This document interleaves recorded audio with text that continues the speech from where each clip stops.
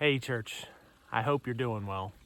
Have you ever loved something that really wasn't very good for you?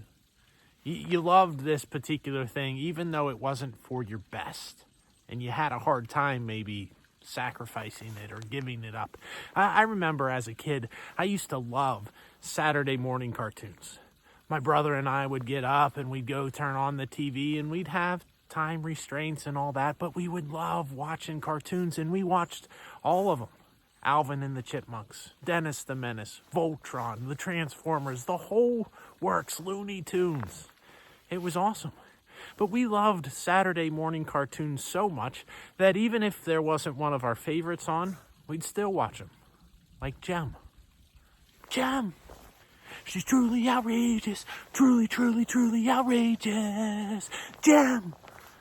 Not my proudest moment. We used to watch Jem. It was fine for some folks, not the best for us. But my mom, sometimes she would say, you know, boys, these cartoons, they're not good for you. They don't produce your best behavior. They're not what you need. Because she saw this pattern where we would watch Saturday morning cartoons and then we would fight. And that was kind of the routine. And so every once in a while, Mom would say, this isn't for your best. And we'd be like, yeah, Mom, we can do it. And the next Saturday, we would watch the cartoons and we'd make sure we didn't fight that week. And then, it'd kind of go back. Nothing serious, but she noticed that our attitudes would change based on what we were watching on Saturday mornings. We loved something, even though it wasn't best for us. I think that happens quite often, if I'm honest with you. We love things that aren't right, that aren't good, that aren't true, that aren't holy, and we have a hard time surrendering them. We might hear somebody say, this really is negatively affecting your life and your behavior, and you're like, nah, watch, I can do it, I can be better. And that lasts for a little season, and then it's back to how it was. We love the wrong things. And it's something that we need to address, especially when it comes to our relationship with Christ, with our walk with the Lord, with things that are of His spiritual importance. We need to make sure that we're loving those things that are right to love, that we're living after and seeking after those things that are right to seek after, and that we're hating those things that are not. Today we're talking a little bit about decluttering love and restocking hate. It sounds weird. It doesn't sound right, but it's necessary in our lives if we want to proceed with Christ. We need to remove some love from within our own hearts, from within our own lives, and replace it with hate. As weird as that sounds, it is what we need. And so we're going to look at that a bit here today. I want you to start off with this story, this lesson that comes from the Proverbs. A father is talking to his son. A man of wisdom is teaching one who is younger than him. And listen to what he says. This is Proverbs chapter 7. And we'll start at verse 6. At the window of my house, I looked out through the lattice. I saw among the simple, I noticed among the young men, a youth who lacked judgment. He was going down the street near her corner, walking along in the direction of her house at twilight, as the day was fading, as the dark of night set in. Then out came a woman to meet him, dressed like a prostitute and with crafty intent. She is loud and defiant. Her feet never stay at home. Now in the street, now in the squares. At every corner she lurks. She took hold of him and kissed him. And said with a brazen face, she said, I have fellowship offerings at home. Today I fulfilled my vows. So I come out to meet you. I looked for you and I've found you. I've covered my bed with colored linens from Egypt. I have perfumed my bed with myrrh, aloes, and cinnamon. Come, let's drink of love till morning. Let's enjoy ourselves with love. My husband, he's not at home. He's gone on a long journey. He took his purse filled with money. He will not be home till full moon. With persuasive words, she led him astray. She seduced him with her smooth talk. All at once he followed her like an ox going to the slaughter, like a deer stepping into a noose, till an arrow pierces his liver, like a bird darting into a snare, little knowing it'll cost him his life. We read this lesson in Proverbs and we hear, those words about adultery. And it's told from a father telling a son. And so the woman in this story is painted as the evil one, the adulterous woman who lures in the unsuspecting guy, who promises a kiss and a night filled with love. But the guy doesn't realize it will lead to his death, that he's like an ox being led to slaughter. And so this picture of this improper lady seducing this guy, but let's not get held up there. This could be vice versa. And more to the point, it could encompass a lot more than just adultery and staying away from that. Yes, that's true. We should stay away from adultery. It leads down a path that we do not want to take. But beyond that, do you see what it paints in terms of sin? Look how lovely it looks. It smells good. There's Egyptian cotton. There's no way that we'll get caught. This won't have any effect on anything.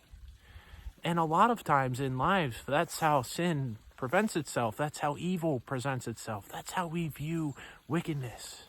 We look at it and we find it appealing and think, yeah, your words, they're right. I won't get caught. It won't have any impact on me. It'll just be a little bit of fun. And we turn towards it and we start to enjoy it and we love it. And soon enough, we love this thing that leads us to our death. We love this sin or this idea or this pattern of behavior or whatever it is. We love this thing so much that we follow after it so much that it leads us to our death. Little knowing that we've embraced the very thing that will cause us the most harm. And that is the nature of sin a lot of times. It presents itself as something that's so awesome, and it turns to be not so good. In fact, it turns to be the complete opposite. It turns to be entirely evil, bent on ill things.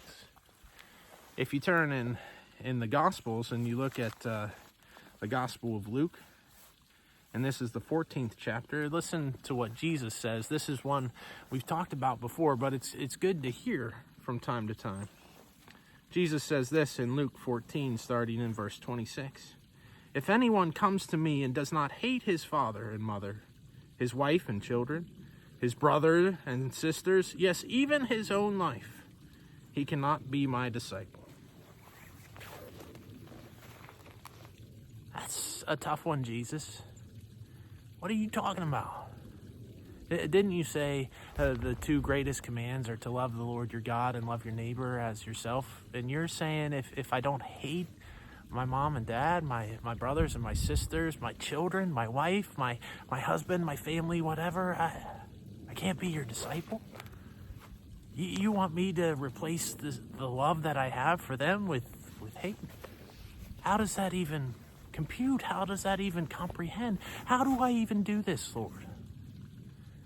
And Jesus goes on and talks about taking up your cross and following him and the cost of being a disciple of God. He's not asking us really to hate people like we understand the word hate, but he's asking for us to put him first. That if belief in Christ costs us our relationship with our parents, if we get kicked out of our family because we love God, that's a cost. That's a price that we're willing to pay, that we love the Lord so much that other relationships are secondary, are not as important, that we hate them in comparison to our love for God. Or Romans, Paul says this in Romans 12, verse 9, a passage about love. He says, love must be sincere. Hate what is evil. Cling to what is good. It has to be true. It has to be sincere. You have to hate those things that are evil and cling to those that are good. Sometimes in our life, the love that we have specifically the love that we have for things that are evil or wicked or contrary to God's plan for us and for our lives, that love needs to be replaced by hate. As weird as it sounds, it's true. The love needs to be removed and hate needs to go in its place. We need to despise those things that keep us from our Creator. So much that when we commit a sin, when we have sinful attitudes and thoughts and patterns, and when our heart is bent towards sin, that we hate it because it breaks our relationship we have with our God. We hate things so much because it puts a wrench in the relationship we have with our Creator, that it grieves the heart of the Lord, and so we can't stand it when we sin. Friends, too often I fear that I put things like Saturday morning cartoons above my relationship with Christ. Not even, family or friends or the harder stuff, that I put entertainment above my relationship with Christ.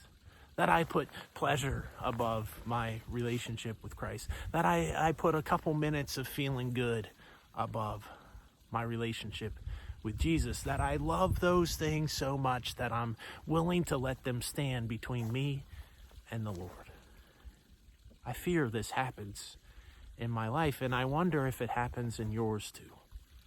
Are there things that you love that you really should hate? Are there things that are separating you from God and you really should hate them, should despise them, should walk away, should run away from them and into the arms of Jesus? It's a tough ask. It's a hard thing.